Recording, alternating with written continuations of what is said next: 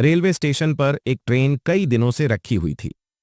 एक बड़ा कबूतर उस पर अपना घोंसला बनाता है, फिर उसी घोंसले में अंडे देता है और कुछ दिनों में अंडों से नन्हे चूजे निकलते हैं। कबूतर खुश था। एक दिन कबूतर दाना लेने जाती है। तभी अचानक ट्रेन चल पड़ी और काफी दूर निकल गई। जब कबूतर आती तो देखती है कि ट्रेन वहां नहीं होती है। कबूतर अपने बच्चों को हर तरफ ढूंढने लगती है। ट्रेन जा चुकी थी। कबूतर उदास एक पेड़ पर बैठी होती है। तभी वही ट्रेन उसी स्टेशन पर वापस आई। कबूतर खुश हो गई